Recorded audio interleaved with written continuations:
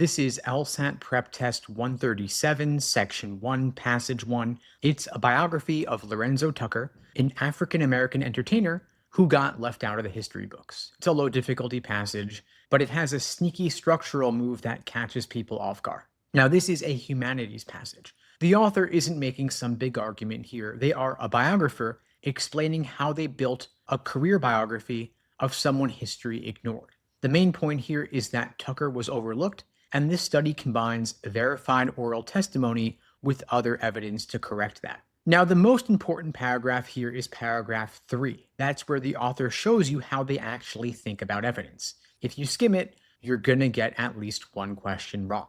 Now, paragraph 1 is pure setup.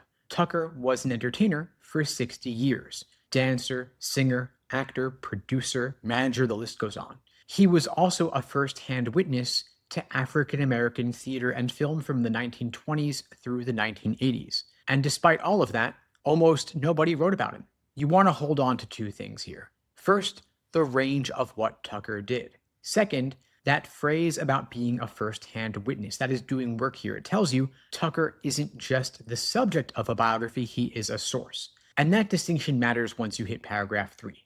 Now, paragraph 2 is a research inventory. The author lists where they got their material, including libraries, microfilm, correspondence, newspapers, 10 surviving films, interviews with Tucker's peers. You can move through all of this pretty quickly, but don't miss the landing. The author saves the most important source for last, personal interviews with Tucker himself in 1985 and 1986. The whole paragraph here is organized to build toward that. And so if you treat it as a flat grocery list, you're going to lose the emphasis. Now, paragraph 3 is the one. It opens with what looks like a clear positive. The biggest advantage of studying a living person is access to their oral testimony, which is great, but watch what happens next. The author spends the entire rest of the paragraph explaining why you can't just trust it. People have a vested interest in how the record looks. They remember what they prefer to remember, no matter how honest they try to be. And so the biographer's job is to verify as much as possible. So the author gives you the selling point in one sentence and then chips away at it for the rest of the paragraph. If you walk away thinking the author said oral testimony is reliable, you fell for it. The author said it's essential, but unreliable without verification. That's a totally different position. Then paragraph 4 shows you the author practicing what they just preached. Tucker's information got checked against known facts. What couldn't be verified got cut. But then the author adds a realistic qualifier.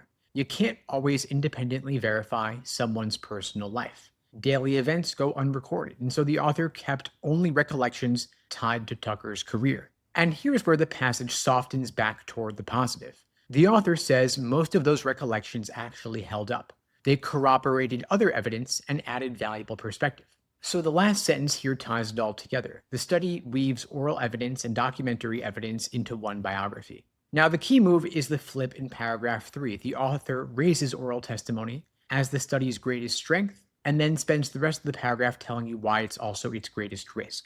And every hard question is going to test whether you understood that tension. The trap here is picking a side. Students either read the passage as saying oral testimony is great and Tucker's amazing, or they overcorrect and think the author is skeptical of Tucker. Neither one is right. The author's stance is precise here. Oral testimony is uniquely valuable, it's also inherently unreliable, and the solution is verification. So that 3-part position is the real answer to any attitude or main point question. Now, before you touch the questions, you want to check yourself on these 3 things. First, why does the author tell you about the problems with oral testimony right after saying it's the biggest advantage? Second, what happened to the parts of Tucker's story that couldn't be verified? And third, what does the author actually believe about the recollections that did make it into the study? Are they treated as fact or as one piece of a bigger picture?